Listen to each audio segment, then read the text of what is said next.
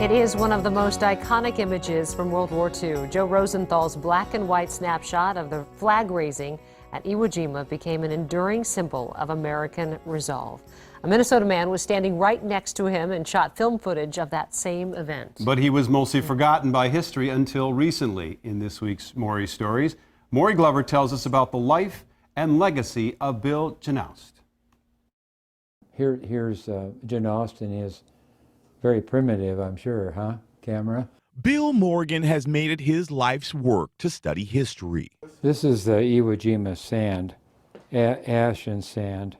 But for Morgan, some of the footprints on the sands of time are all in the family. Yeah, it reminds me of my cousin.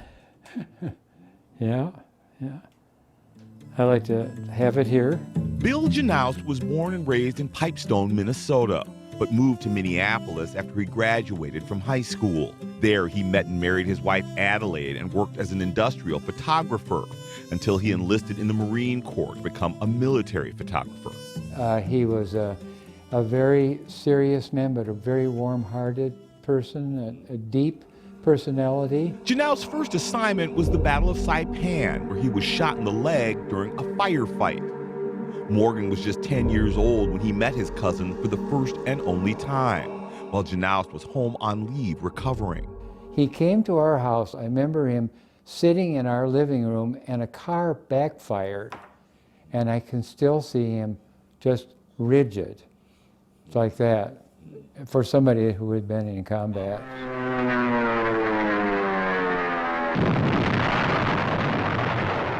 Even though Genaust could have stayed home, he volunteered to go to Iwo Jima, where some 70,000 Marines were planning to take the South Pacific island from Japanese soldiers so they could use it as a refueling station for long-range bombers to reach Japan's mainland. The 5th United States Marine Division fires on Japanese gun emplacements studding the mountain.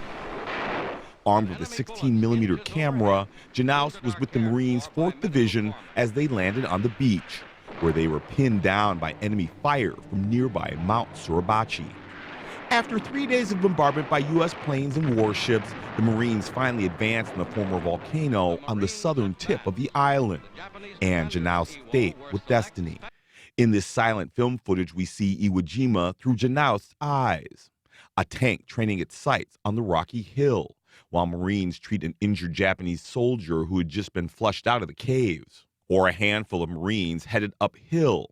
Then a grenade explodes while a tense Marine looks around. Finding interesting sites and personnel, taking pictures and things that would be sent back to the U.S. We'd call human interest today. On February 23, 1945, Genaust and Marine still photographer Bob Campbell were ordered to go to the top of Suribachi.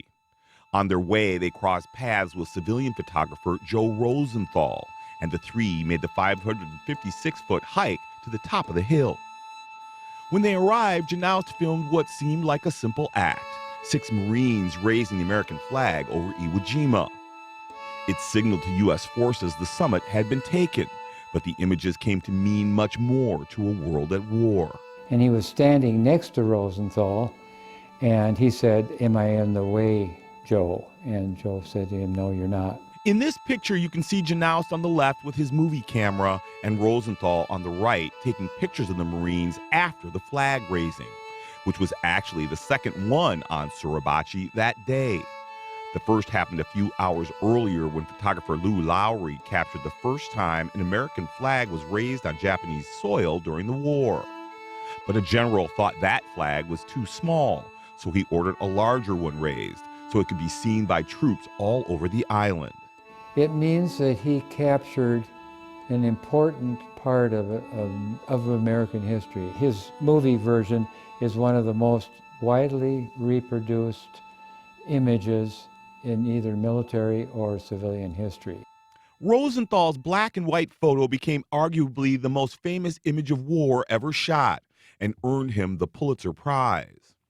Genaust's movie was shown in movie houses across the country to build support for the war, but he never lived to see the impact his images had on the American people. 9 days later, Genaust was helping clear Japanese diehards who were hiding in the caves and tunnels in northern Iwo Jima.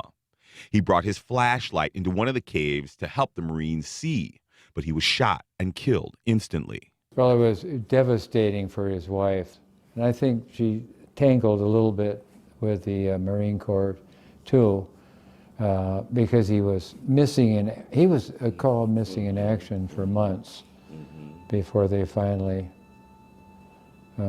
said that he had died in this cave. Genaust may not have gained the fame that Rosenthal did for his iconic photo, but Morgan is proud of the lasting legacy Genaust's 198 frames left behind.